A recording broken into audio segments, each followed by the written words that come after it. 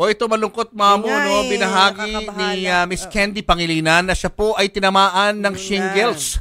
Ito po ang virus na herpes zoster. Pwedeng magkaroon po nito ang mga dati na hong nagkabulutong. Pwede kasing mag-reactivate daw ang virus. Tumama po ang shingles sa kaliwang mata ni Miss Candy. Kaya nakabalot po ito ng benda.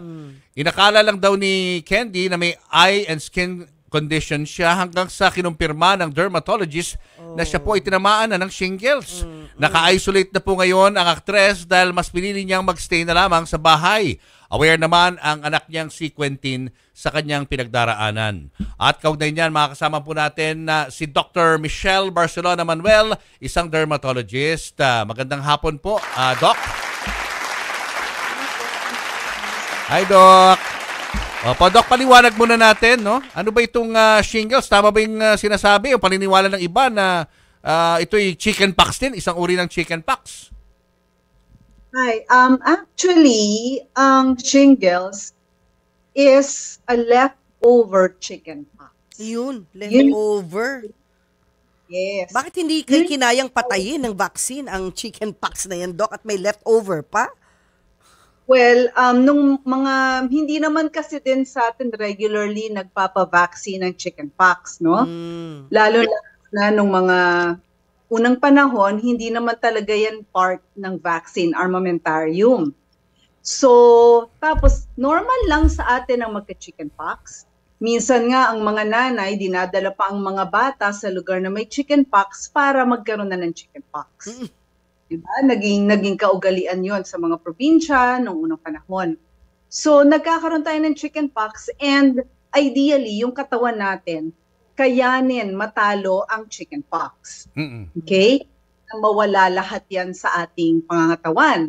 Pero, may mga pagkakataon na ang chickenpox virus ay naiiwan at tinatawag natin nagiging latent or natutulog sa mga dulo ng mga nerves. Ang tawag natin doon sa medical term is dorsal root ganglion. So, yung mga chickenpox na yan, ng mga virus na yan, na-awaken yan pagka bumaba ang immune system.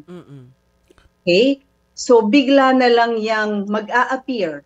At normally, ang chickenpox kasi, dahil yung mga kung saan sila natutulog na ugat, isang parte lang ng katawan siya lumalabas at doon lang siya lalabas. So, sa ating actress, maaring lumabas ulit yan later on pagka bumaba ulit yung immune system niya sa same area. Okay. Ang tanong lang, Doc, ito ba ay nakakahawa na parang bulutong din?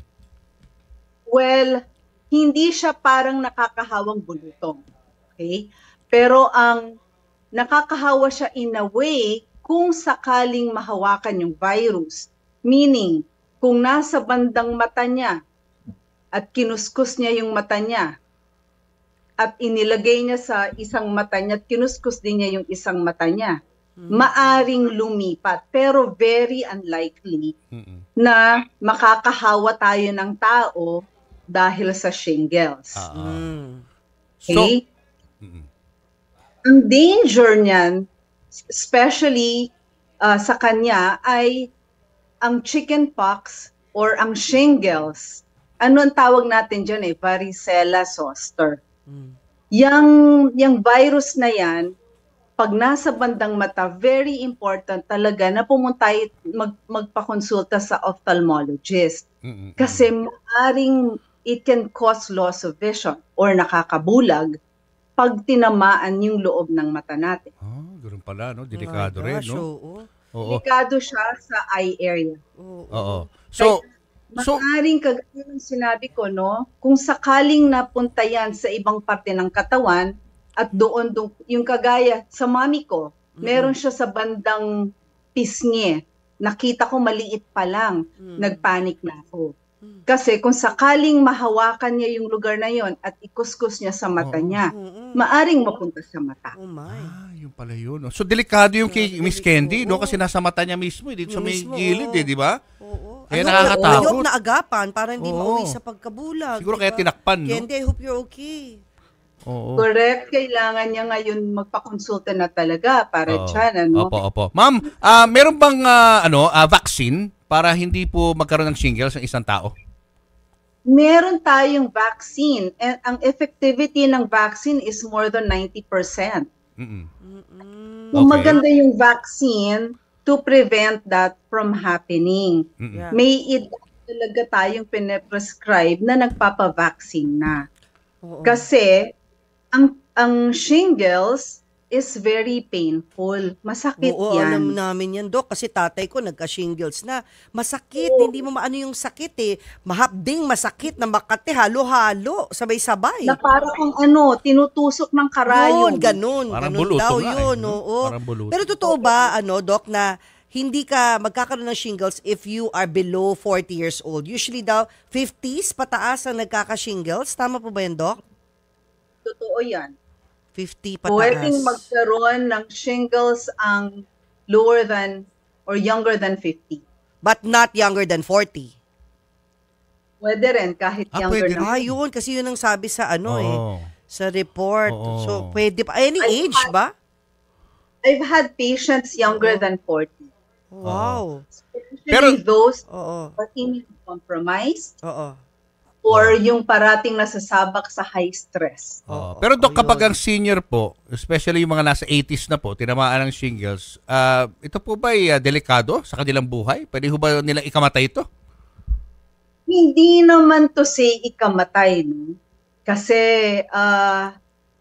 hindi naman yun yung type na unless merong comorbidities, kung may iba pa silang sakit, at ang nagiging problema is because of the tremendous pain na sinasuffer nila. Yun So yun. to say na direct na ito mismo ay makakamatay, hindi siguro, but Hindi yun the directly. complications of other probable diseases na pwede nilang iniinda nung mga panahon na yun. Last na lang po, meron po nagtatanong, kung halimbawa never nagka-chickenpox sa buong buhay, tas vaccinated pa, posible pa bang magka-shingles? Hindi. Ayun. Kasi galing siya sa chickenpox. Sa chickenpox lang talaga siya Ayun. nanggagaling. So, swerte And ng mga hindi nagka-chickenpox, Yung, no? oo, pag Talagang hindi hindi ka pa sila nagkakabulutong. magkakaroon. Diba? Pag hindi nagkabulutong ever. Oo. Unless hindi nila alam, nagkabulutong pala sila.